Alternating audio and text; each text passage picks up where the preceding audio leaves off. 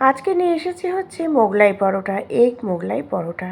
ভীষণই কিন্তু সহজ পদ্ধতিতে করব, তোমাদের যাতে সুবিধে হয়। এটা কিন্তু লোক আসলে হোক বা টিফিন খেতে কিন্তু ভীষণই ভালো লাগে টিফিনে। একবার তোমরা এইভাবে করে দেখো।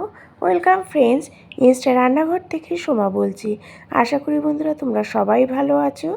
আর অবশ্যই রেসিপিটা ভালো লাগলে লাইক, শেয়ার, কমেন্ট আর পুরো রেসিপিটা দেখার অনুরোধ রইল। প্রথমে আমি দেখো কি কি নিয়েছি। ইনগ্রিডিয়েন্টস হচ্ছে ময়দাটা আগে কোনো ময়াম ছাড়াই মেখে নিতে হবে প্লেন জল দিয়ে। তারপরে একটু নরম করেও কিন্তু বেলবে না, মাখবে না, একদম শক্ত করেও মাখবে না। তারপরে নিয়েছি পেঁয়াজ কুচি, লঙ্কা কুচি আর ডিম। এই দিয়ে হচ্ছে মোগলাই পরোটাটা রেডি করব। তার সাথে আর কি কি দিচ্ছি সেটাও কিন্তু দেখতে থাকো। পুরো রেসিপিটা দেখলেই বুঝতে পারবে আর কি কি আমি দিচ্ছি। ময়দাটা কিন্তু একটু বড় সাইজের লাচি করতে হবে, তার একটু বড় করে বেলে নিতে হবে। একদম পাতলাও বেলবে না, একদম মোটাও বেলবে না।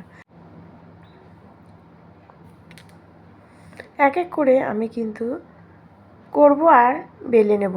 দেখতে থাকো রেসিপিটা, তাহলেই বুঝতে পারবে। ডিমটা আমি ফেটিয়ে নিয়েছি। এবার ডিমের মধ্যে আর কি কি দিচ্ছি সেটা দেখতে থাকো।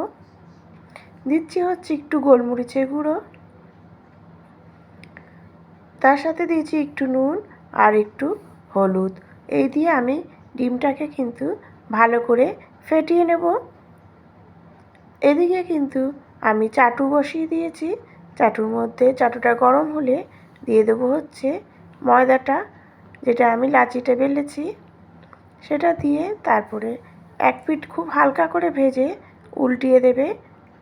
খুব ভালো করে কিন্তু ভেজে নেবে না এক পিঠ, তাহলে কিন্তু এটা ফোল্ড হবে না।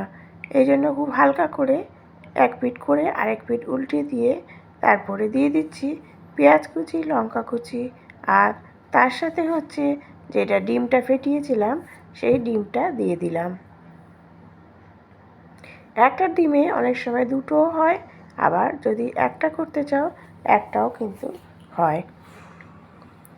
দেখো ত্রিকোণ করে আমি ফোল্ড করে নিলাম। এবার খুন্তিটা এই উপরে রেখে দিলাম যাতে ফোল্ডটা খুলে না যায়।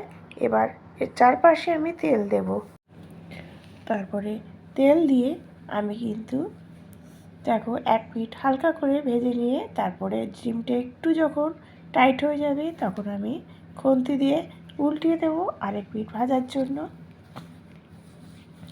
এরকম খুন্তি দিয়ে দিয়ে এরকম চিপে চিপে মোগলাইটা করবে, তাহলে চারপাশটা ভালো মতো ভাজা হয়ে যাবে। এভাবে এক এক করে প্রত্যেকটা মোগলাই আমি করে নেব। এতে কিন্তু মোগলাইটা খেতেও ভীষণ ভালো হয়। একবার তোমরা অবশ্যই করো এবং করে কমেন্ট করে জানিও যে কেমন হয়েছে। আর লোক আসলে ইনস্ট্যান্ট করে দিতে পারো, খুবই চটজলদিও হয়ে যায়। আর একদম ঘরে থাকা জিনিস দিয়ে কিন্তু আমি মোগলাইটা রেডি করছি। এটা কিন্তু আমি কোনো তরকারিও দেবো না, আমি কিন্তু সস দিয়ে সার্ভ করব। ভীষণই ভালো একটা ডিশ রেডি হয়ে গেল। অবশ্যই তোমরা করে আমাকে কমেন্ট করো। নতুন যারা আছো বেল আইকনটা একটু প্রেস করে দিও, তাহলে নোটিফিকেশন তোমাদের কাছে পৌঁছে যাবে।